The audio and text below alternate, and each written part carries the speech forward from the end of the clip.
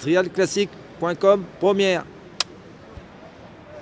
Voilà, on est au Ventoux, 24e édition déjà, Ventoux 2023. Super épreuve. C'est un peu la mecque du trail vintage. Hein. Et puis cette année, on a l'honneur d'avoir un pilote de légende qui fait, c'est le spécial Adrien Prato. Le voilà, il est là. Là, il était sur la Fantique avec ses fameuses moustaches. Hein. On l'appelait le petit à l'époque. Et la chance qu'on a, bien sûr, c'est qu'Adrien est avec nous. Bonjour. Adrien, oui. Le trial, un peu, toi, tu t'es rentré dedans et tu t'en es jamais ressorti, quoi.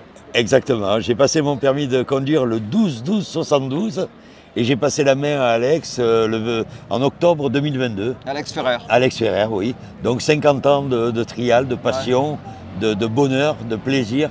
Jamais eu l'impression de travailler un seul jour de ma vie. Ouais. J'ai vécu dans ma passion. Dans le trial, ça a tout été pour moi. Et voilà, donc aujourd'hui, j'ai un peu tourné la page de tout ça, mais ça me fait plaisir d'être aujourd'hui au Ventoux Trial Classique. Et Thierry Aubert m'a fait un grand honneur de me mettre à l'affiche à cette année. Voilà. Oui, parce que toi, les anciens qui connaissaient, toi, c'est vrai qu'on te voyait toujours avec ta Montesa à l'époque. Oui. Hein, tu as débuté ta carrière de compétiteur avec des Montesa? Alors oui, ma première moto, ça a été une Bultaco, mais je ne l'ai pas gardée longtemps. Après, j'ai eu des Ossa. Et puis ma première saison en championnat de France national, ça a été sur une quota de 47. Ah. Et en 1976, j'ai été donc vice-champion de France national sur une quota, sur une 247, une Carlson réplica à l'époque. Et voilà, donc c'est parti en 76, on va dire. Oui. Ça, c'était déjà le premier parcours Montesa. Après, tu étais sur la fameuse 348, on se rappelle de toi. Hein. Tout à fait. Après les 348, les 349, j'ai terminé sur une 200 Montesa, parce que les 349, c'était compliqué à conduire. C'était un peu lourd. Hein. C'était un peu costaud. Ouais. Et puis après, Montesa ont eu des problèmes financiers, on fait faillite. Et donc là, je suis parti chez Fantic Motor, où je suis resté 7 ans. 4 ans en tant que pilote et les 3 dernières années comme team manager du team d'usine avec Thierry Michaud et ses 3 titres de champion du monde. Oui, parce que tu as été team manager, parce que moi dans mes courriers, dans mes archives, j'ai retrouvé un courrier de 86 de janvier. C'est ça. Au libellé Fantic, j'ai ouvert, c'est marqué tous nos voeux Eric pour ta saison. Et en bas c'était marqué Adrien Prato, team manager et pilote expert. Gilles Burga. Gilles Burga, ouais, c'est ça. Je me rappelle de ça. C'est ça, j'ai signé la même année que Gilles. Gilles a signé avec l'usine. Et moi, j'ai signé avec l'importateur, M. Rouzowski, à l'époque. Qui était à Marseille. À Marseille, tout à fait. Et là, c'était la folie des Fantiques de 40, ça se vendait. Absolument, comme des petits pains. Ouais. C'était la folie furieuse. Ça, c'était. Puis après, il y a eu toute l'épopée avec les frères Michaud, Fred et Thierry Michaud. Tout à fait. Multiple champion du monde sur Fantique. Voilà, c'est ça. Et après, toi, après cette belle période Fantique, comment ça se fait après que tu as changé? Voilà. C'est Fantic qui a commencé à avoir des problèmes financiers dans les années 89. D'accord. Et donc là, Monsieur Ravel un jour me passe un petit coup de fil et me demande si je veux bien venir le rejoindre, me disant que Montesa avait été racheté par Honda et qu'ils y avaient demandé de reprendre du service pour distribuer les motos de trial en France. Et il me dit, j'ai besoin d'un jeune qui soit motivé pour s'occuper de la compétition. Et je ne voudrais pas un employé, je voudrais un associé.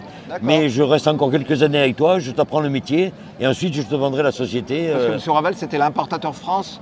Exactement, de Montesa. De Montesa à Perpignan. Donc tu es revenu chez Montesa, tes amours? C'est ça. Je suis revenu après 7 ans chez Fantic, chez Montesa, en 1989. Ouais, et donc je suis resté jusqu'en 2023, jusqu'en 2022, importateur Montesa. Donc M. Ravel a pris sa retraite? Tout à fait, en 93. Et comme il t'a dit? Oui, il m'a vendu la société. La société était repartie donc... sur cette belle société qui était repartie Montesa. Exactement. Avec notamment l'arrivée de Honda. Oui, qui avait redynamisé l'usine. Tout à fait. Donc au début, c'était vraiment des modèles Montesa avec le moteur Montesa. Et à partir de 91-92, non, je dis une bêtise, à partir de 94, est arrivé la Kota 314 avec le premier moteur Honda.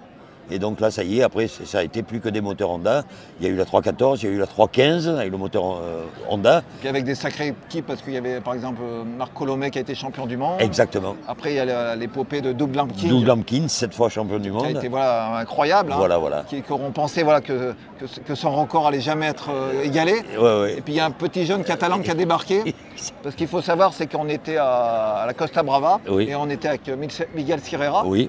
Et puis il nous avait dit, mais à l'époque, Honda nous avait dit il faut le 4 temps. Oui, Donc tout le monde était inquiet parce que le 4 temps, on ne connaissait pas chez Montesa. bien sûr. Et du coup, ils ont sorti ce fameux moteur 4 temps. Oui. Et ils ont trouvé un petit jeune. Ouais. Et donc, ils sont allés le voir. Ouais. Et le petit jeune, qui était déjà très bon mondial, hein, il a essayé la moto. Ouais. Et il arrivait, il a dit Miguel, ok, c'est bon. C'est bon. Et son père, au pilote, il a dit mais t'es sûr? Oui, oui, monsieur veut cette moto. Et ce pilote, c'était Tony Bou, Ouais. qui est toujours là. Hein. Qui est toujours là, 17 fois champion du monde. Maintenant. Incroyable pilote. Incroyable, incroyable. Un professionnel hors norme, un Hors talent. norme, un talent hors du commun et je crois le plus titré de tous les champions du monde, toutes disciplines confondues. Quoi. Toi, il a 33 titres alors. 33 titres, Et 17 34e en bientôt. outdoor et 16 en indoor et bientôt le 17e indoor certainement. Ouais. Donc Si, c'est vrai si. qu'avec Montesa, c'était une belle, Ah oui, oui, oui. une belle épopée encore. Hein. Voilà, voilà. Là aussi, depuis quelques années, je me régalais quoi, à les suivre sur le Grand Prix de France ou quoi. Et extraordinaire, Tony Bou, extraordinaire. Et voilà, Ouais. et voilà ça, donc on est au Ventoux spécial. Il n'a pas changé, regardez. Alors c'est vrai que, J'ai pris quelques années. tout le monde t'appelait le petit. Hein. Oui, oui, oui. On ne sait pas pourquoi. Et t'as plus la moustache. J'ai plus la moustache. Merci Adrien pour ce beau moment. Avec grand plaisir. Merci Puis, à vous. Merci puis à profite de ce triathlon.com. week-end. Hein. Merci, Avec grand plaisir. merci encore, bye. Merci, au revoir. Et voilà le Ventoux, c'est au féminin. Il y a des filles qui font du trial, c'est super. Regardez, elle vient de Rochepol avec sa petite Yamaha. Ça c'est chouette Adrien. Hein. Le trial au féminin, hein, c'est quand même super hein, les filles qui font du trial. Oui, Attends, je vais t'enlever ça pour pas que ça gêne le micro. impeccable. Ça va? Comment vas-tu? Tu te rappelles, il est loin le temps de la Ligo, là, les 3 jours de la Oh Truyère. nom de Dieu. Alors, hier, on a fait ton parcours incroyable, Montesa, Oui. Fantique, retour Montesa. Oui, Mais on a quand même oublié une grande part de ta vie, hein, notamment cette belle ville d'Andon. oui, oui, oui. Tu es tout à né à fait. Andon? Je suis pas né en Andon, je suis canétan. Ah. Je suis né au Canet, à côté de Cannes. Et après, mes parents sont partis dans le Var pendant 11 ans, D'accord. à la Garde près de Toulon. Et c'est dans les années 64 qu'ils ont construit un chalet à Andon, où j'allais passer toutes mes vacances avec ma grand-mère. D'accord. Et ensuite, bon, je suis parti dans le monde de la compétition. Et quand je revenais à Andon, j'avais mes terrains d'entraînement, j'avais mon atelier. Et puis après, voilà, ma vie s'est faite là-bas.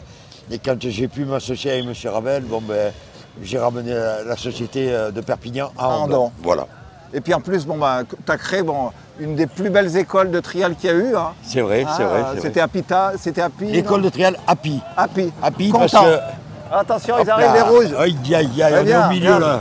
Les rouges, il y a le rouge passe. C'est vrai que nous, Adrien, on est au milieu de la zone, on est bien. Hein. On est bien, c'est notre vie. C'est notre vie, voilà, c'est notre passion. On a passé toute la vie ici. Donc c'était Happy cette école. Happy parce que Happy c'est mes initiales aussi. Happy en anglais, Adrien Prato. Oh bah alors, bravo. Et en plus, ce qui était super, c'est que tu avais plein de champions quoi, qui venaient. Ah ben il y avait tous les meilleurs trialistes mondiaux sont passés par l'école Happy. Thierry Michaud, Bernie Schreiber, Mick Andrews. Mick Andrews, Pascal Couturier. Ah ouais, c'était des grands moments. Et hein. puis après des pilotes qui étaient les permanents de l'école, comme Joël Desquin, Ah, Joël. comme David Barnoyer, voilà, tous ces pilotes sont tous passés comme moniteurs. Plein de souvenirs. Hein. Que de bons souvenirs. Et des fois, c'était un peu chaud, hein, ces soirées. Oh là-bas. là là, il y avait des soirées à la Madonnette.